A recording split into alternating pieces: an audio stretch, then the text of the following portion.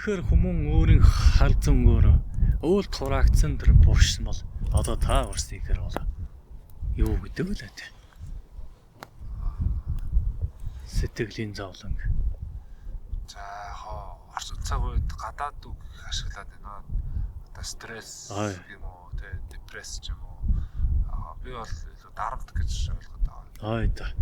Тэр нь богшмол юм бэ? Энэ биеинд ялангуяа энэ зүрхэнд нь хоролдож байдаг учраас түүнийг нь өөрийн хар зөнгөөр нь тэр хар усыг болгож тэр богшмол хэмээг өөрийн биеийг холдуулан байж задлаад байдаг. Гэтэл хар ус өөрөө савнаасан халираад хэмжээнээс хитэр бол хар морыг дагуулдаг шүү дээ. Ядаж яхад өнөө цагийн сарахад нь бидний цагийн сарахтаас найрлах нь шалоондоо олцсон байна. Ямархан бодисыг агуулсан бүү мэд. Донтуулаад байдаг тийм холтой бодисыг агуулсан байх шүү дээ. Түүнээс болоод өрсөө дахин тайм болгочих. Бидний цаг үеийн бол энэ сархад хэмээх үйлдэхинд бол мөнтэй л аривтан их галыг үлдэн байж аривтан их үүлийг хөглөн байж л аривтан их далаа цагааныг залин байж л тоогоог нэрэн байж л гаргаж авсан эцүүд. Тэмүн учраас хэмэн өөрөө бас хондоо. Хийж байгаа нэрмэл арх таны цаг үед хийжсэн нэрмэл арх хоёр одоо байгаа эсвэл ер нь төслөө. Өнөө цагтын нэрмэл нь одоо бидний цагтын нэрмэлтэй болоо хэм жаахан ондуутай ч гэсэн уламжлал улбаан улан нь бол байгаа учраас бас гэмгүй. Харин нийт аяараа дахин боловсруулаад арилжааны шинжтэй гаргаад байгаа хатуу хар гэж байна та. Хэрэн бол шалондоо эмтэй болчиход байна. Арилжааны хэв шинжтэй учраас нь шонлын сэтгэлийн үзүүрэл хийгдсэн байх тусмаа тэр сархад нь илүүтэй хар хэм агуулгадаад байдаг шүү дээ. Тэр харамсалтай таавал тахилгаа тэр байгалийн нандин хэмээг нь ундаалаад байна гэвэл энэ дүрлээ өргөнө. Тааварс үнэхээр сархад өргөмөр байвал нэрмэл сархад ийгэл охийг нь сайхан багхан тайл өргөхөд болно шүү дээ.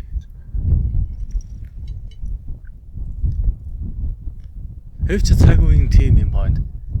Тэрэн хатуу тэрэн буруу хэмээг нь өгийн өрөөлөөр нь зөөлөж орон ханхаад нүргөхтөө тэнгэлтэй бос харна доошон газрыг шилгэж өргөд юм шүү дээ. Тухайн орон зайд мэдүүлж өргөх бол тийм үуч байна да. За далаа цагаан буюу сүүг өргөхтөө өрсөндөнө. Буух эзэн буцах хаягтайг санаж өөрийн алдар нэрийн эцгийнхээ нэрийг өөрийн нэрийг авг нэртэй мэдүүлээд орон ханхайдан ерөөлийн үгэн талбаадала. Ирэхэд цагтаа бүтэн байхыг нь хүсэмжилж эхлээд талархлын өргөлөн өргөсний дараагаар та өрсөд гуйлгын өргөлөн өргөх хүчтэй шүү. Тэгүнгүй хаанаас хинэнч юугаач мэдүүлэнгүй цуудлгуугаа дэрвэл тэр өргөлц нь хөрөхгүй шүү дээ. Оол усны эцдүүч ойлгохгүй шүү дээ таарсан юм.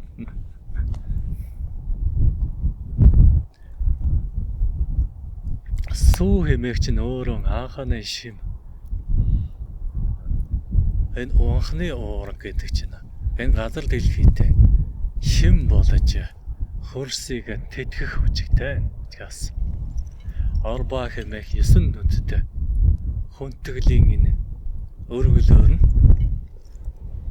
дотоод сэтгэлдээ ерөөлөн болоод хэдийн үлэн бясалгаж тайван өргөж байвал энэ нөгөө хий ертөнцтэй харилцаа итүүгэнтэй харилцах суралцахын ихний цөөрөмшөөтэй өрсөд байна. Эндээс өнөө хүүхэд зүүн буюу хүүхэд толгойныхаа элчмийн мэдээллийг сэргээдэг юм шүү дээ өрсөд байна.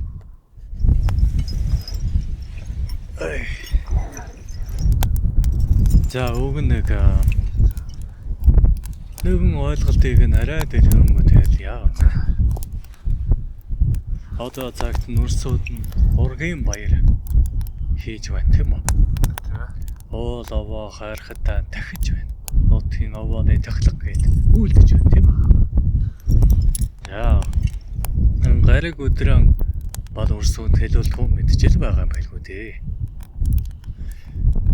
Ургийн баярын хийхдээ уул ус овоогоо бултаар олноор чуулгатаа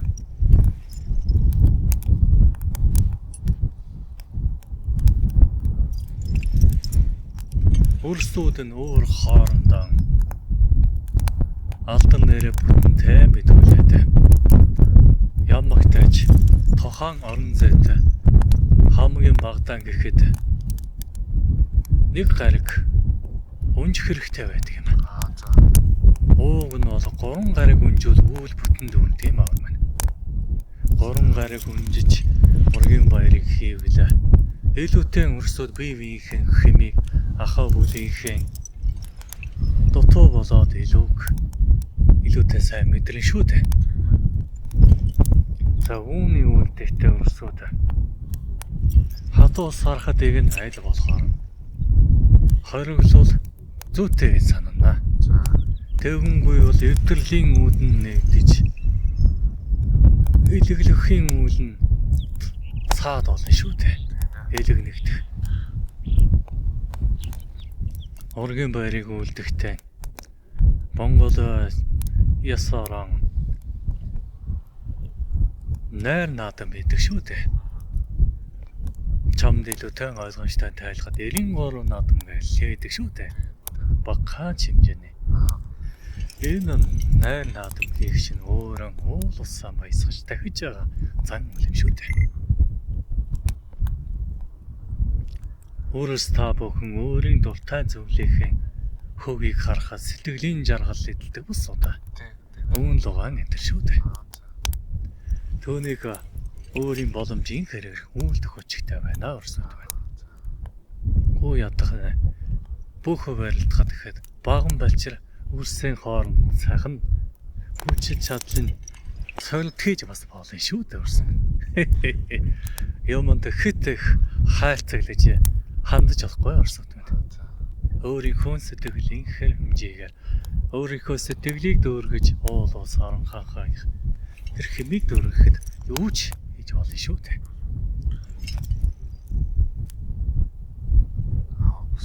Ийм нөхцөл жоохон салдах байдэ гэсэн болгоомжтой байгаад бие барих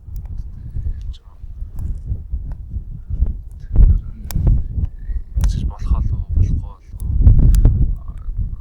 орон хангаа жоохон орлуулах юм болоо бас бодно.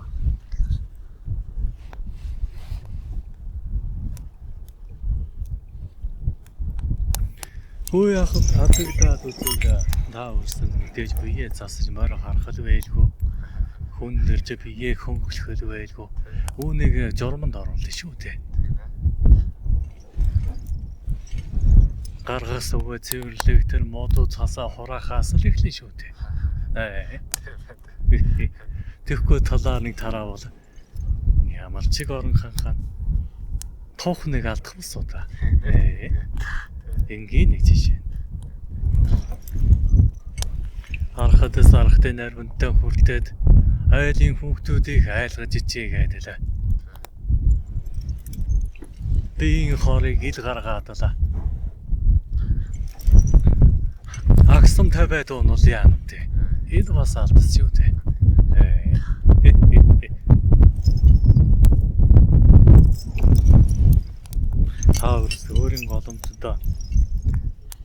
цэвэр цэгцтэй байхыг хүсдгийн адил орон ханхаатан цэвэр цэгцтэй байнгүй энэ тэндэд ээжиж ууснаа цацлаад болоо.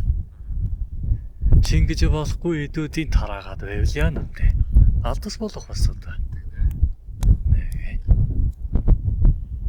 Улаан морийг нь унсан охид үргэлжлэн тахлагтай авааныхаа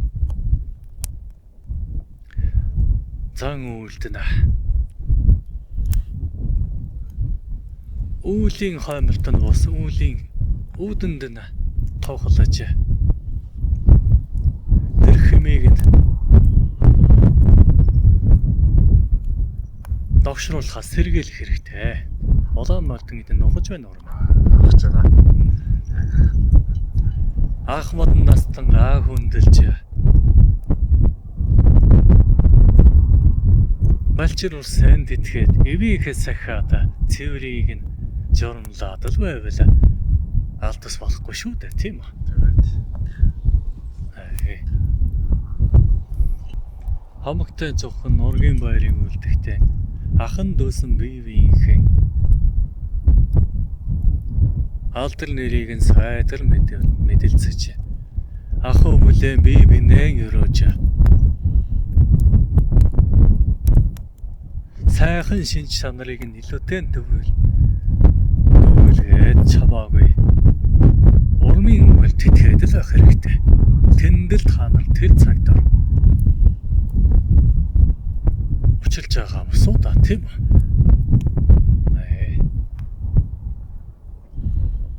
Ерөнхийдөө тоомлол тийм байна гэлж байна. Нарийн дэг жайгийг нь болоо тахилгын үйлдэж байгаа. Ноёд болоо жаа орсууд байна. Ерөнхий тэр бүлийн орон зайд цэгцийг болоод үйлдэх үйлүүдэд зан үлийн хийгдэх дэс дараагийн аятаа сайхан гаргаж чад бие биенээ хүндэлтэй л байхад болно шүү дээ орсууд байна. Энэ дээр нэг асуулт байна. За миний сонстоор зарим удам дороотж байна.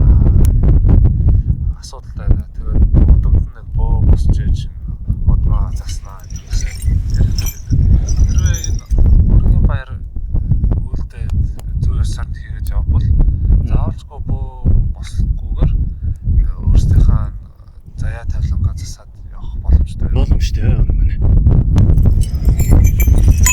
Өөрсийг нь бэлдэх энэ цаг үе ялангуяа өнөө цагт арвинтай олон улаач өрсөд бэлдэгдээд армин олон бөөрсөд бий болоод байгаа.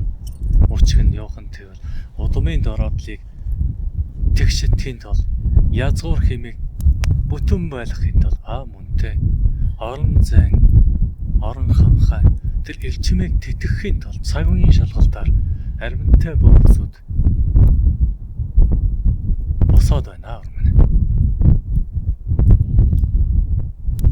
Улаач өрсүүдийн энэ төрөнд хийгдэх гол үйл нь юухан тань эхлээд өөрийгөө таних, өөрийгөө засаж, өөрийнхөө тархиг тэгшигдгээс эхэлнэ гэнэ. Яаралдгүй.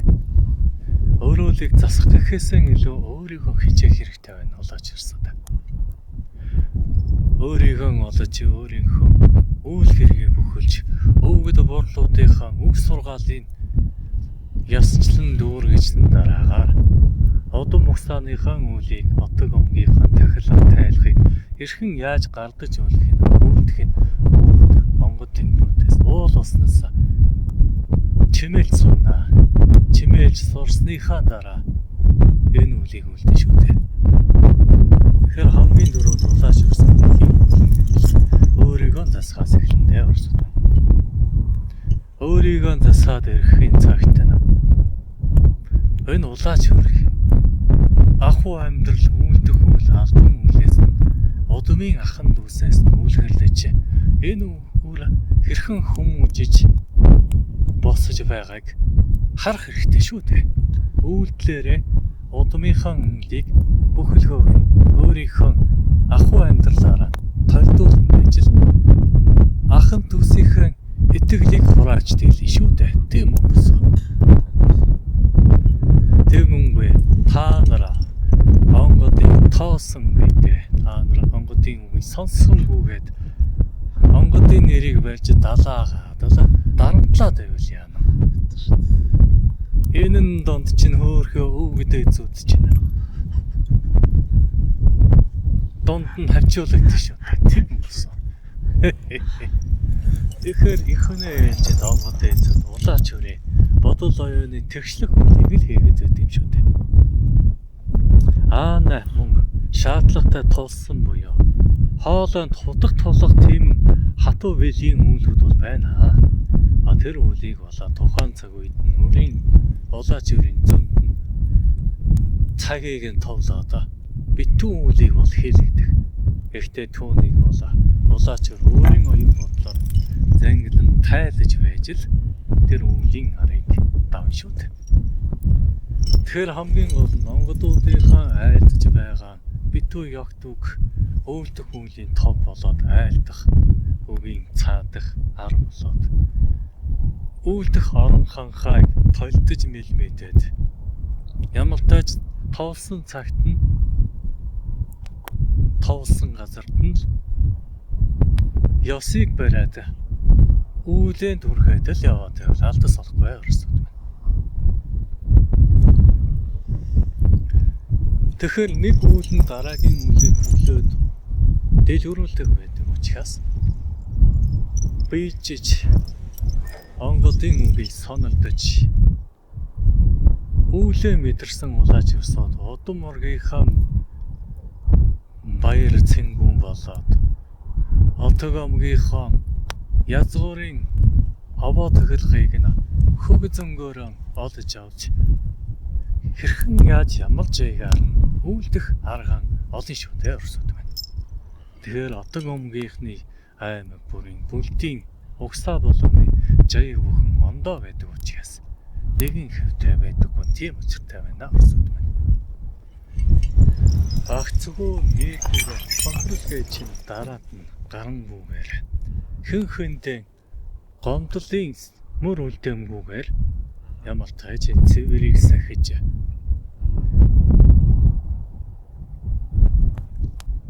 элдв хог бөгшмөлийг л тарихгүйгээр нь цэгцтэй л үлээд өргөөд л яваад бас байвал болно.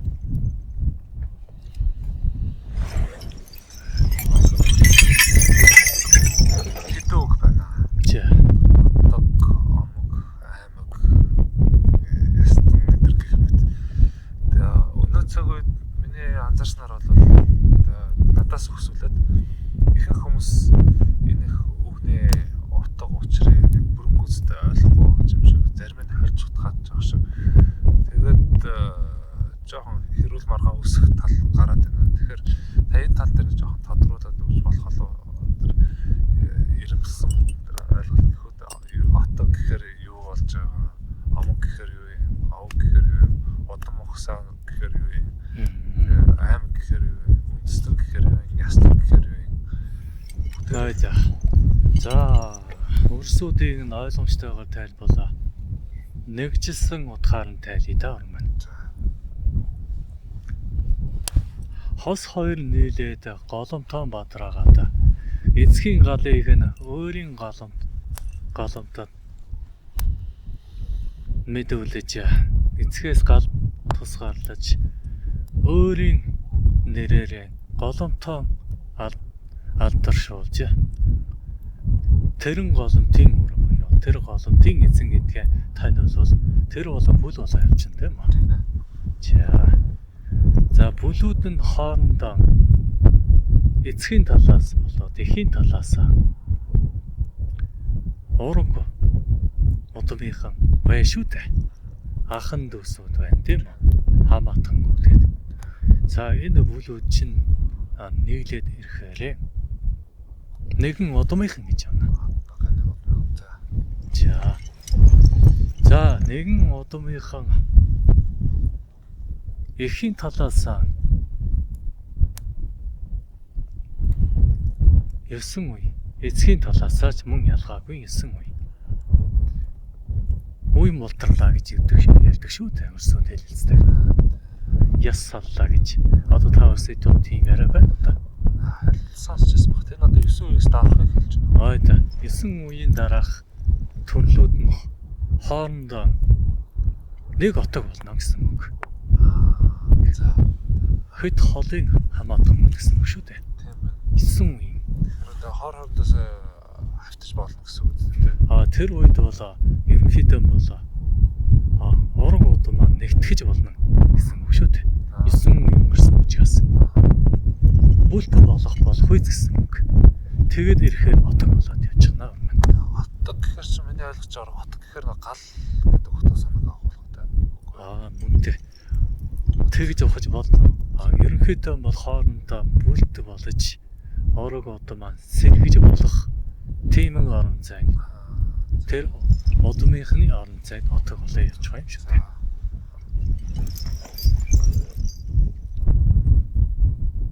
За отог омбо гэдэг чинь өөрөө холбоо байна. За тэгвэл аймаг гэж нэрэтэн тийм үү? Отгууд нэгдээд тухайн газар бүсийн орон зайд ажид өрөөд ирэхэд тэр газар нутагтаа нүүдлээд дахин сэлгээд тэр газар нутгаа ажид өрөөд байгаа олон отгууд нэг аймаг бий болж байна. Одоо өөрсдөө бүхнийхээр нэрийдвэл олчин цагт нь бол энэ газар нутагт нь бол Орхон аймаг гэдэг байна шүү дээ. Тэгж тий. Энэ Орхон хэмээх аймагт нь орог төрлийнхэн ч байна. Мөнтэй. Отог омгийнхэн ч байна. Холын цустан гооч бас байна. Тийм үү? Ингээ бүгдээрээ нийтээрээ нийгэм орон зайд харилцан аж төрж байгаа. Энэ аймаг болж байна. За аймагуд нь нэгдээд нэг төрд ёсон зангилагдаад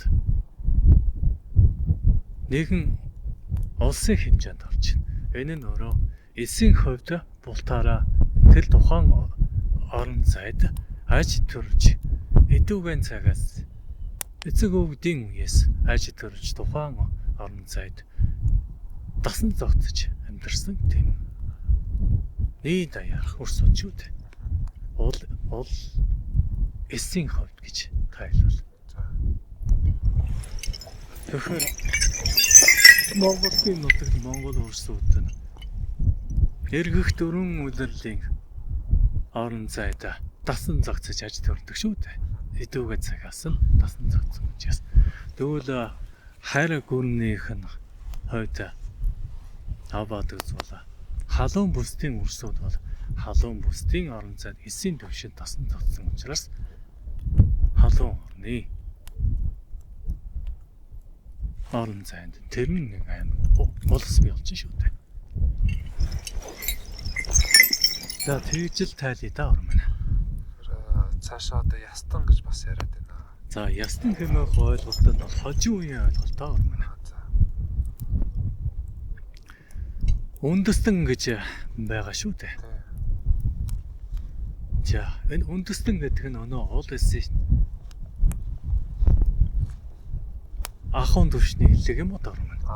Уул эс нь бол засаг захиргаа төрийн хэмжээний илэг байна. Түүний ахын төвшний илэг нь үндэстэн болоо явчихна дөрмөн. За ястан гэдэг хэмээх чинь яг л өнөө ахын төвшний үед буюу өнөө отог омгийнхан болоо явчихна дөрмөн. Угсааных гэсэн үг шүү дээ. Тэгвэл ерөнхийдөө бол төрлүүд буюу төрөл мөн гэж нэрийдэдэг шүү дээ.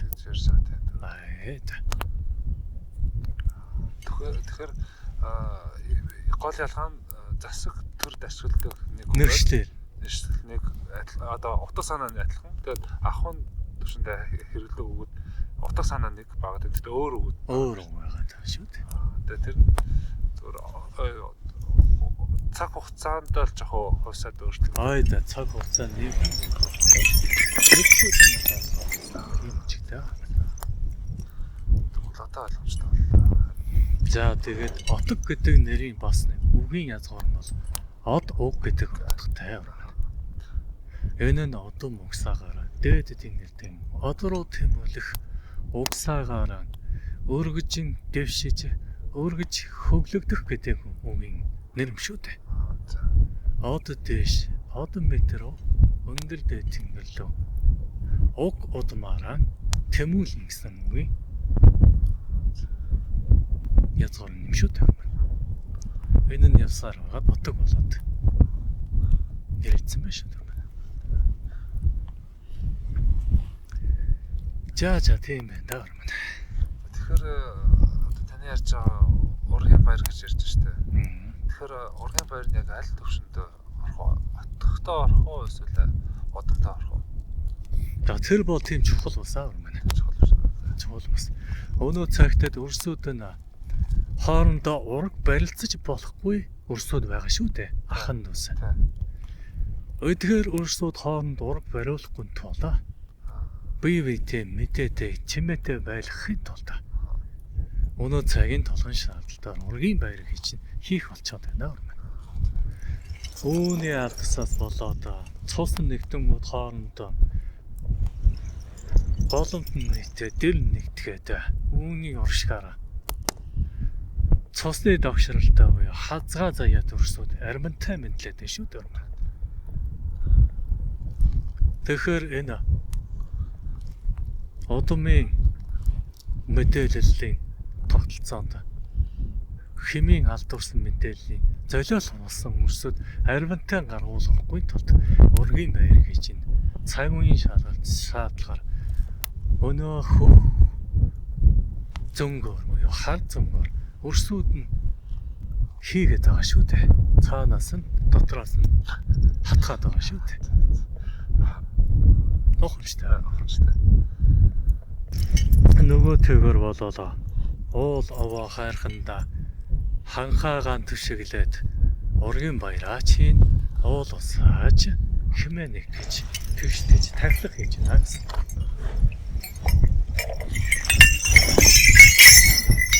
Тэгэхээр уул усандаа өрсүүд нь нөөцтэйгээ таниулсан байхад энэ заяа мөрөө тэгшлүүлээд байгаа шүү дээ өрсүүд минь.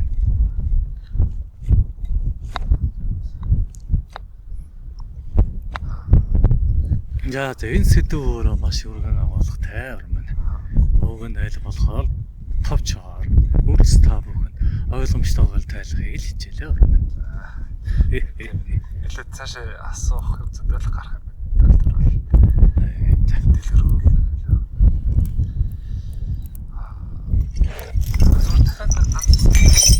За тэгдэг юм. Одоо цаг үед бид нар ургийн овг гэж яриад борчхон энэ ач холбогдол одоо цаг үед байгаа болоо эсвэл жоохон хуучирсан болоо яадаг бол. За өрсүүд нь хэрвээ дээшээгээ 5 үе өвгдээцээ. Дахиад дээшээгээ 7 болоод 9 тийм үү? Эцэг өвгдийнхэн намтал төөх аж төрсөн түшгэлсэн оронхоогоо энэ зүйлийг олж авахыг хичээх хэрэгтэй өрсөд минь. Эрлийг сургаар гэдэг шүү дээ тийм үү? Ингэн байж язгуурынхаа өгрөө тэмүүлэх тусам өнөө ургийн овг гэж гараад ирнэ. Тэг тус маань цэнтэй босоод өрсөд минь. Хэрвээ уг язгуурын нэршлиг олж дийлэмгүй болоо өрсөд нь боороо өвгийнхөө нэрийг ч юм уу тийм үү? Аль болохоор ургийн бичгийн хамгийн оройд нь байгаа эцэг өвгдийнхөө нэрээр ургаа тогтолцсон байдаг тийм үү? Ингэж болно. Гэхдээ язгуурынхаа эрдний нэршлиг бариад авна гэдэг чинь өөрөө бас тухайн удам угсааны нэр төрөн хэрэг. Үүнээс гадна угсааны